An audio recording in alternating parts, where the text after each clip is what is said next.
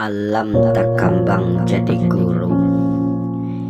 Inilah bekal ilmu orang Minang untuk pergi merantau. Kita tidak sekolah, tapi kita yakin orang sukses, tapi karena ilmu yang bisa mencontoh kepada alam.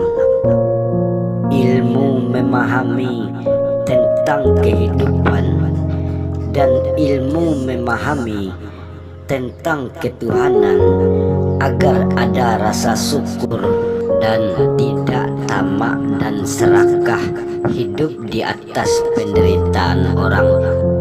Inilah keagamaan Islam penuh keimanan sampai ke hari akhirat nanti. Inilah cara orang Minang memahami tentang kehidupan. Kita belajar bukan kepada guru-guru yang bersekolah tinggi, bukan kepada dosen-dosen yang jauh di luar negeri.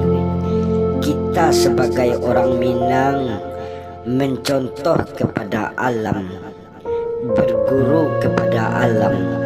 Alam tak kambang jadi guru.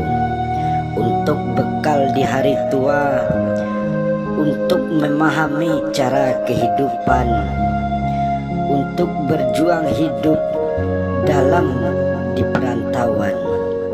Kita bisa melihat kepada alam, kita bisa melihat kepada binatang.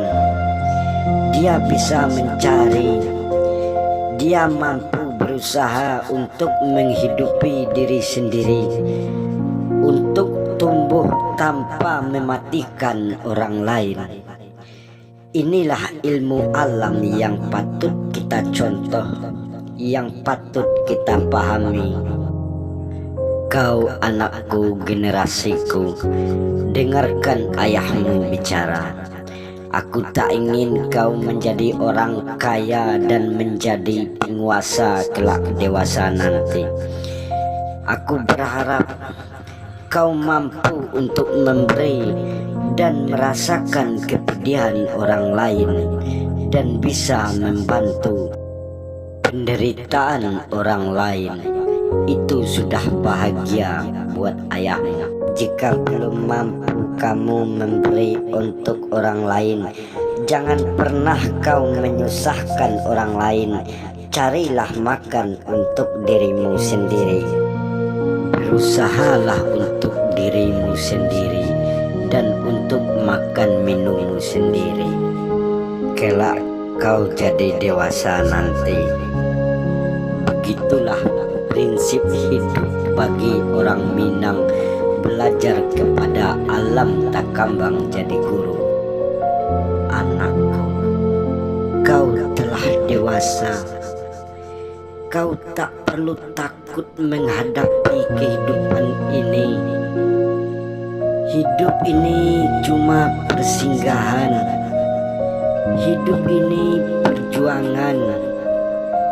Kita harus kuat. Kita harus tabah menghadapi kehidupan ini. Kita harus renungkan hidup ini, mencontoh kepada alam.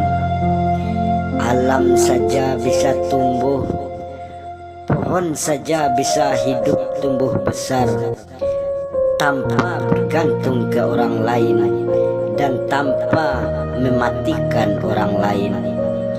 Kau adalah manusia, jalani hidup ini bagai air mengalir.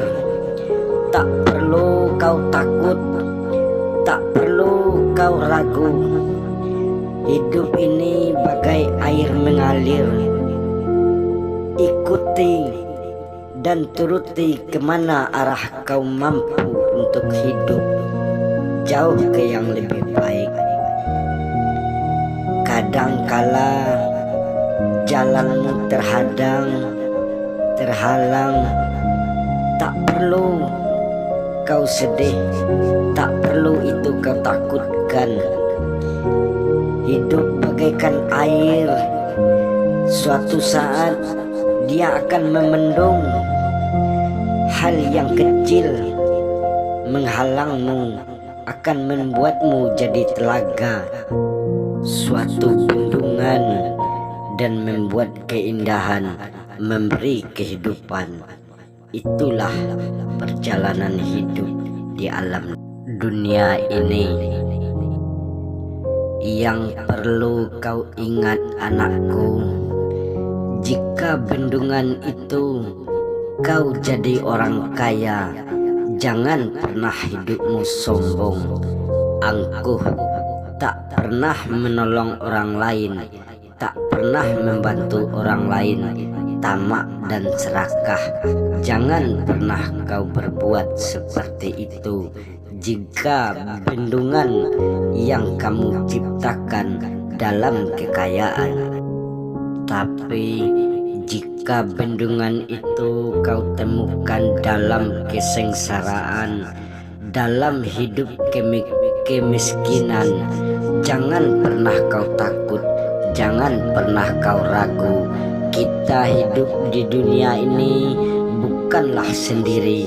Kita harus mampu mencari pohon beringin yang besar untuk berteduh, mencari batangnya yang besar untuk menyender, mencari uratnya yang besar untuk duduk bersila. Bisa kau menaung mencari ke yang lebih baik. Kita hidup di dunia ini bukanlah hidup sendiri. Jika hidup sendiri, kau kaya, kau miliki semua dunia ini, tapi dengan sendiri kau bisa melihat seperti gambar ini. Jika hidupmu dalam keadaan miskin, kau sendiri, tak ada artinya hidup di dunia ini. Untuk itu, bisalah mencontoh kepada alam. Hidup ini penuh dengan perjuangan. Kita tumbuh di dunia ini hidup dengan teratur dan ditempatkan di suatu tempat yang telah semestinya. Kita hidup di dunia ini jangan sesuka hati, jangan semau-maunya, sekehendak kita sendiri, seperti yang kita lihat ini. Kita hidup di alam saling berkaitan, saling bersamaan satu sama lain dalam kehidupan. Kita hidup di alam ini, hanya satu yang membedakan antara alam dan manusia, antara manusia dan binatang. Alam mempunyai kehidupan turun-temurun. Binatang punya nafsu untuk makan dan untuk perkawinan sesama jenisnya. Akan tetapi lain dengan manusia, kita punya 4 perkara nafsu yang harus kita kontrol, yaitu nafsu yang pertama, nafsu tahta untuk kekuasaan, dan nafsu harta untuk bersenang-senangan, dan nafsu untuk wanita, dan nafsu untuk makan. Oleh sebab itu, kita sebagai manusia hidup di alam ini hanya satu perbedaan. Kita manusia makhluk yang paling banyak diberi nafsu oleh Tuhan.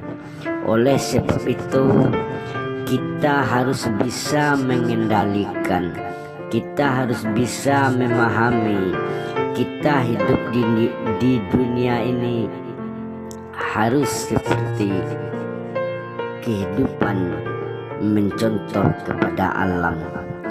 Jangan kita terlalu mengejar tahta, jangan kita terlalu mengejar harta, dan jangan kita terlalu lupa diri akan wanita dan jangan kita terlalu memakan segalanya yang bukan hak kita yang kita makan. Inilah yang perlu kita pahami tentang kehidupan ini. Kita manusia wajib memahami tentang kehidupan ini. Kita belajar ke alam. Begitulah orang Minangkabau belajar kepada alam. Alam tak kambang jadi guru. Kita bukan belajar kepada guru-guru yang pintar, yang bersekolah tinggi, tapi kita belajar kepada alam. Alam tak kambang jadi guru. Dan kepada Al-Quran, pedoman agama dengan penuh keimanan, agar dalam kehidupan ini ada keseimbangan dan ketenangan.